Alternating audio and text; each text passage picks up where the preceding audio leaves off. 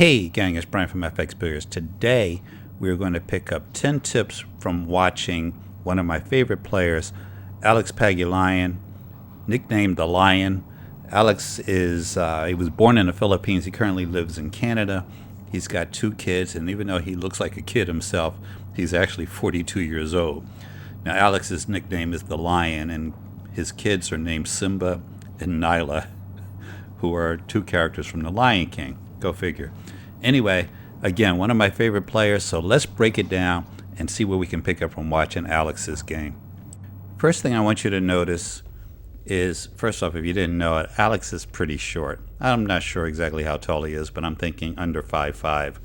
As a guy that plays pool for a living on a 9-foot table, this causes him a lot of times to reach. So you can see here that Alex is measuring out the shot that he's getting position for. This is a great tip, especially if you're not a tall player, because he knows before he plays the position, number one, am I going to need the bridge? What kind of shot can I take on the 5 ball? Am I going to run into the 7 ball? Am I going to be laying on top of it when I lay over the table?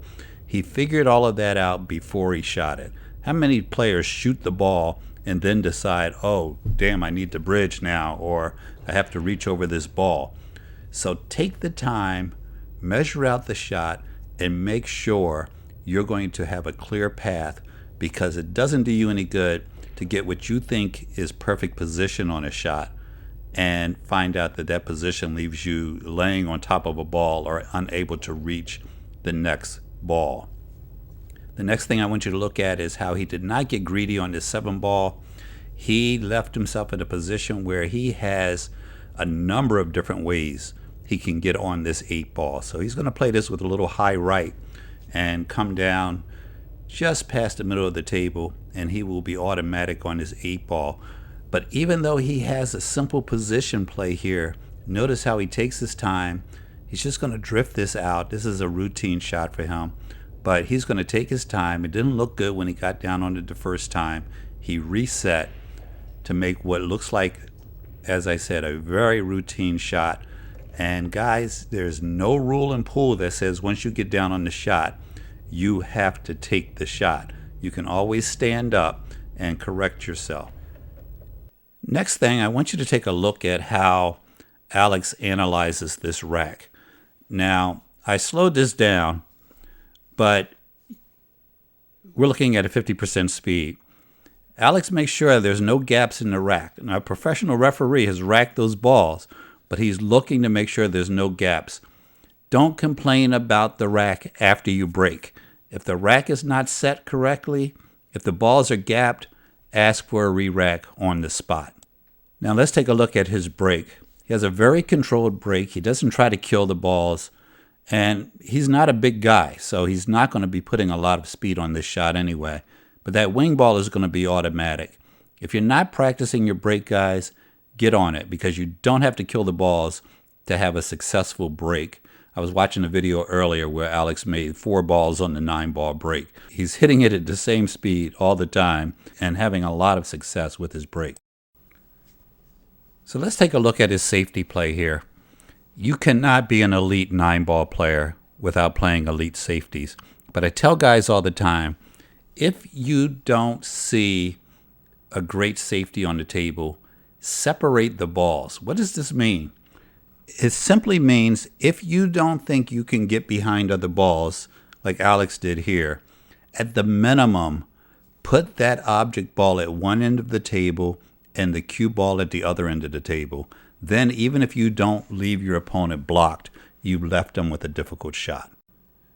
So we watched Alex put his opponent in a difficult position with a great safety. And now his opponent comes right back at him and plays a great safety, forcing Alex to go to the jump cue. So I want you guys to watch. There's something very subtle that is about to happen here. Alex gets up. He has to examine the situation to see if he wants to kick at this ball or jump it. He comes over, measures it, decides, I can clear that ball, I'm going to jump it. Now, a jump shot like this, really, you're just trying to hit the ball. But something is happening here, and I want you guys to notice that Alex is not using a jump cue. he is using a break jump cue. Guys ask me all the time about break jumps as opposed to jump cues because I always use an individual jump cue versus a break jump.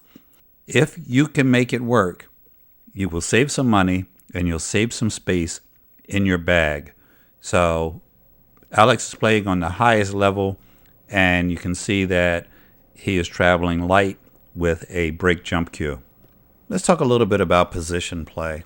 I did a video about pocket hangers, and one of the things that I mentioned during that video was that you need to get yourself in position for pocket hangers.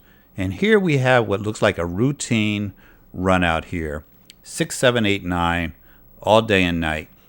But here we have one of the best players on the planet, and you can see that he is taking his time on these shots. Why did he not follow that 6 ball? Because he wants to get position on the 8. Now the 8 is sitting in the pocket, and amateur players say to themselves, hey, I can make that ball from anywhere. The question is, can you make it from anywhere and get on the 9? I know it looks simple, but you can't take these things for granted. So by leaving himself the cut that he did on the 7 ball, he's able to come down table more and get nice position on this 8, which he could play a number of different ways. He's going to play with low left, come off the rail, and pull up perfectly for this 9 ball. So guys, get position even if it is a pocket hanger so that you can make sure you are able to get down table for your next shot.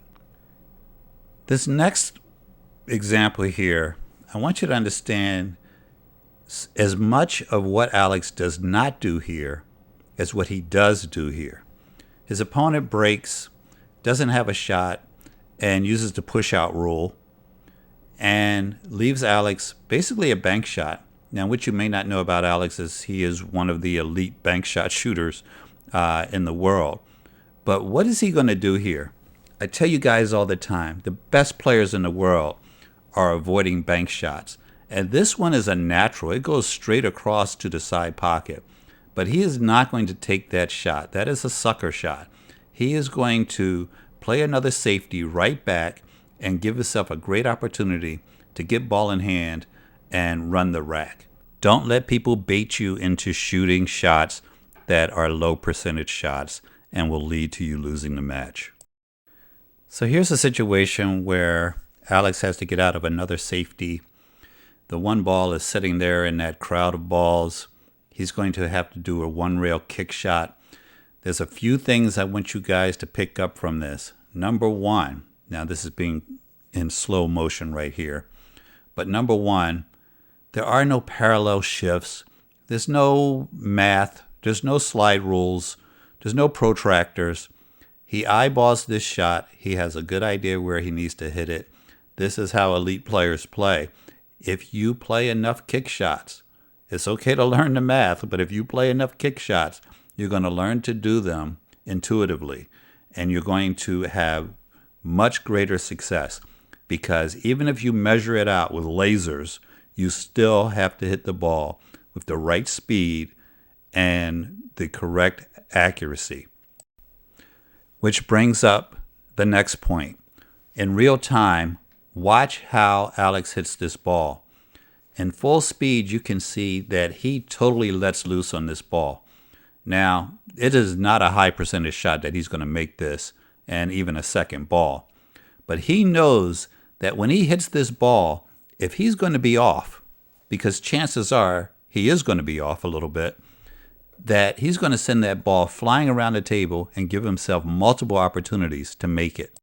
So if you have to play a kick shot, you need to ask yourself, do I need to hit this soft, medium, or hard, and give myself more opportunities to drop this ball in a pocket? Now, guys, this one is just a pet peeve. I think it was the 90s, the last time I put powder on a cue. Between air conditioning in pool halls and gloves, there's very few reasons, especially with carbon fiber cues, to need powder. But I want you to watch what happens. Alex goes to his bag. His hands are probably sticky. Takes out some baby powder, puts it on the table, and just touches it. Guys, if you are going to use the powder, whether it's baby powder or the powder that you find in some pool halls, you need very, very little. Don't get this stuff all over you. You don't need a lot of it to dry your hands to make that cue move smoothly through your fingers. And then you'll be able to shoot like Alex Pagulayan. Now, we mentioned his height earlier. So he's going to have a lot of situations in his life where he has the bridge in his hand, which brings up a point that we've brought up in a number of videos. If you're not that tall, guys, get accustomed to using the bridge. You have to use it in your practice sessions. You have to learn to make different types of shots with it. You can't just find it when you need that one shot going down table. Notice he shoots a force follow shot there with English to get on that 2-ball. That comes from practicing with the bridge. Now you guys hear us talk all the time about moving into the shot. So here we have a situation where he's going from the 5-ball to the 6-ball.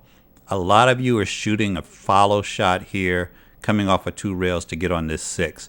But watch what he does here. He plays a draw shot with right hand spin to come off of 2 rails so that he is moving in line with that 6-ball. A lot of you guys tell me how much you need to work on your speed control. Bryan, I don't have good speed control. I need better speed control. If you take this shot, you can be off by 5 feet and still have an easy shot on this 6-ball. If you're moving in line with the shot, you can overshoot it and undershoot it and still have a shot on that ball. So when you can, shoot so that you're moving in line with the ball. That's all I have for you today, guys. Don't forget to hit that subscribe button. Hit me in the comments. Let me know if you got any tips out of this that you can use in your game. And don't forget to give us a thumbs up as well. Have a great day. Thanks for watching.